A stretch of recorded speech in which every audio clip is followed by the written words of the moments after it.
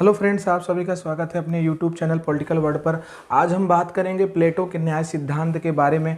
जैसा कि आपको हमने पूर्व की कक्षाओं में बताया था कि प्लेटो का न्याय सिद्धांत जो है वो सबसे पहले जो उसके समकालीन जो विचारक थे, जो न्याय के संबंध में अपनी अपनी परिभाषाएं दी थी, उन सिद्धांतों को बताते हुए उन्होंने अपने न्याय सिद्धांत के विषय में अब स्वयं का जो न्याय सिद्धांत है उसके संदर्भ में उसने बताया है। उसने जो है परंपरागत सिद्धांत में जो विद्वान थे सिफलास और उसका पुत्र पॉलीमार्स के जो विचार थे उसको उसने बताया।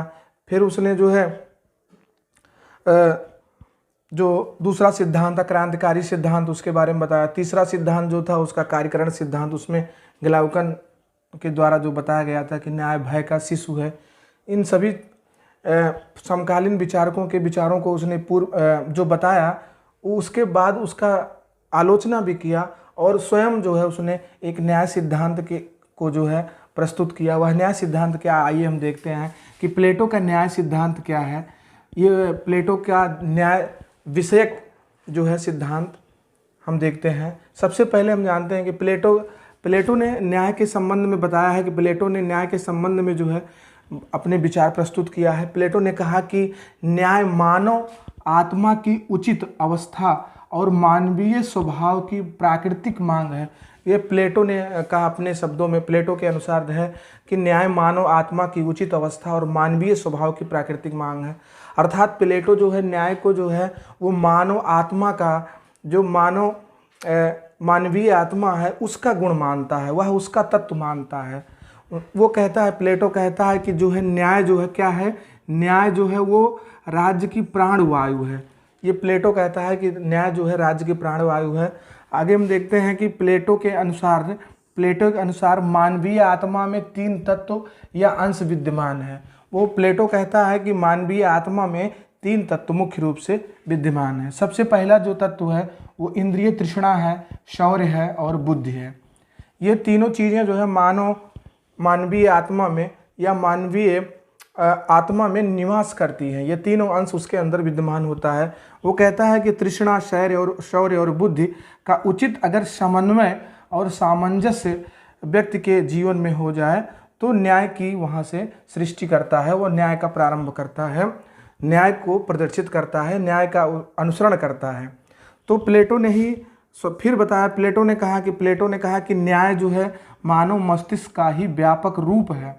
राज्य बलूत के वृक्ष अथवा चट्टानों से नहीं निकलते, वरन वह उन लोगों के मस्तिष्क और चरित्र का परिणाम होते हैं जो उनमें निवास करते हैं। तो प्लेटो कहता है वह कहीं किसी बलूत के वृक्ष से नहीं निकलता है, ना तो किसी चट्टान से निकलता है, ना तो पहाड़ से आता है, कहीं से भी नहीं निकलता है। वो जो है व्यक्ति के जो है नैतिक गुणों से, व्यक्ति के मस्तिष्क से, व्यक्ति के चरित्र से, उसके सामंजस्य का परिणाम है, उसके मस्तिष्क के विवेक का परिणाम है जो न्याय के रूप में प्रदर्शित होता है। प्लेटो ने कहा कि जो है राज्य के 4 गुण बतलाता है। वो कहता है कि राज्य के मुख्य रूप से 4 गुण हैं। सबसे पहला गुण क्या है, बुद्धिमत्ता, साहस और संयम, ये 3 गुण। और कहता है कि अंत में न्याय जो है, यहाँ से न्याय है। ये 4 गुण तो विद्यमान होते हैं राज्य में। वो कहता है कि बुद्धिमत्ता, साहस और संयम, इन 3 प्रतिनिधि के रूप में राज्य के 3 वर्ग होते हैं। कहता है कि जैसे राज्य है, उस राज्य में इन तीनों का प्रतिनिधि होता है।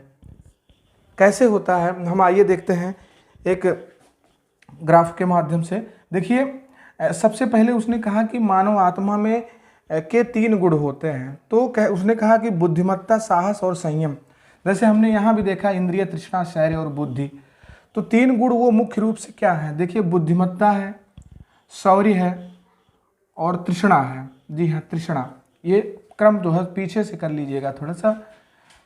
तो बुद्धि जो है, फिर उसके बाद शौर्य और इंद्रिय तृष्णा, ये 3 गुण जो है ये मानव आत्मा के अंश हैं।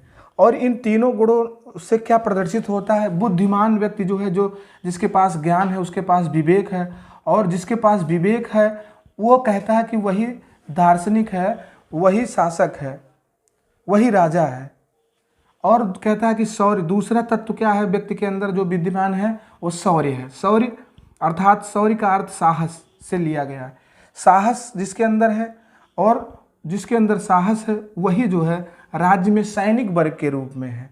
तीसरी जो उसने बताई तृष्णा, कि जो तृष्णा है, इंद्रिय तृष्णा है, तृष्णा जो है वो तृष्णा जो है संयम को जन्म देती है, संयम पूर्वक जो है रहती है, और संयम पूर्वक जो है जो निवास करती है उससे उत्पादक वर्ग का जन्म होता है, जिसे सेवक वर्ग भी कहते हैं। तो प्लेटो ने कहा कि ये तीनों चीज़ें जो है वो जब राज्य में होंगी तभी न्याय स्थिर होगा। जब लोग अपने अपने जो उसके स्वभाव है, जो उसके मानवीय आत्मा में जो निवास करने वाली जो वस्तु है, यदि तीनों चीज़ें जो है मौजूद होंगी तभी जो है वो जा कर के राज्य में न्याय जो है हो पाएगा, न्याय तभी राज्य में रह सकेगा। तो उसने आगे भी कुछ चीज़ें बताई है। उसने कहा कि सबसे ये है कि न्याय वस्तुतः कर्तव्य पालन के अतिरिक्त कुछ नहीं है। प्लेटो ने कहा है कि न्याय जो है वो वस्तुतः कर्तव्य पालन के अतिरिक्त कुछ नहीं है। और फिर प्लेटो ने ही कहा है कि प्लेटो न्याय कार्य विशेषीकरण सिद्धांत पर आधारित है। इसका अर्थ क्या हुआ? कार्य विशेषीकरण सिद्धांत क्या है? कार्य विशेषीकरण सिद्धांत यह है कि जब जो व्यक्ति जिस योग्यता को रखता हो, यदि बुद्धि उसके पास ज्ञान है तो वह शासक के रूप में होगा, यदि शौर्य है तो सैनिक वर्ग के रूप में होगा, तृष्णा है तो उत्पादक के रूप में होगा। अर्थात जो व्यक्ति जो कार्य कर सके उस व्यक्ति को वही कार्य सौंपना चाहिए। यही कार्य विशेषीकरण सिद्धांत है। वो कहता है कि जो न्याय है वो स्वयं के गुण के आधार पर प्रदर्शित होता है और उसका वो पालन करता है और उसका वो पालन करवाता है, और उस आधार पर जो है वो जो जिस व्यक्ति के अंदर जो गुण होते हैं उस आधार पर वो कार्य करता है। यही इसका कार्य विशेषीकरण सिद्धांत है। केटलिन एक विद्वान है। केटलिन कहते हैं कि मेरा स्थान और उसके कर्तव्य यही न्याय है। उन्होंने कहा कि मेरा स्थान और उसके कर्तव्य यही न्याय है। जो मेरा स्थान है, जो मेरे पास शक्ति है, जो मेरे पास गुण है, उस आधार पे हम काम करें और अपने कर्तव्य पूर्वक काम करते हुए जो है वही जो हम कार्य करेंगे वही जो है न्याय है। प्लेटो ने न्याय सिद्धांत की विशेषताएं भी बतलाई है कि न्याय सिद्धांत क्या है। प्लेटो का न्याय सिद्धांत जो है मुख्य रूप से नैतिक सिद्धांत है। ये नैतिकता पर आधारित है। ये मानवीय आत्मा के अंश के रूप में है, ये चरित्र के रूप में है, मस्तिष्क की ये उपज मानता है। दूसरा है कार्य विशिष्टीकरण, जो कार्य के जिसके अंदर जो जिस व्यक्ति की प्रधानता हो उसे वही कार्य सौंपा जाए। दार्शनिक शासक, वह दार्शनिक शासक मानता है कि दार्शनिक राज्य में दार्शनिक शासक होना चाहिए। राजा को कहता है कि दार्शनिक शासक जो होगा वही एक आदर्श राज्य की स्थापना करेगा।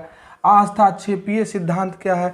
आहस्ताक्षेपीय सिद्धांत ये है कि जो व्यक्ति जो कार्य कर रहा है उसके कार्य में दूसरा व्यक्ति हस्तक्षेप न करे।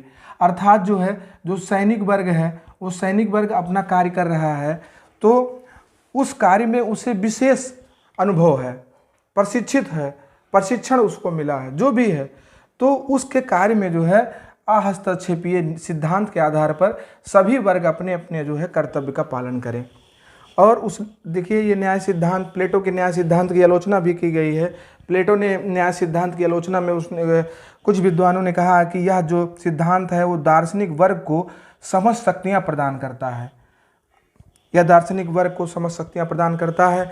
दूसरा उसने दूसरी विचार बताई है कि कानूनी धारणा नहीं वरन नैतिक धारणा है। वो कहता है कि आज के समय में न्याय को कानूनी धारणा के रूप में स्वीकार किया गया है, लेकिन जो प्लेटो है वो कहता है कि वो नैतिक धारणा के रूप में इसको समाज में प्रस्तुत करता है, राज्य में लागू करता है। तीसरा है मनुष्य और समाज का सर्वांगीण विकास संभव नहीं। अर्थात ये जिस प्रकार की न्याय व्यवस्था इसने बताई है, प्लेटो ने बताई है, उस प्रकार से समाज में न्याय जो समाज में जो है वो उसका सर्वांगीण विकास नहीं हो सकता है, ऐसा कभी भी जो है संभव नहीं है।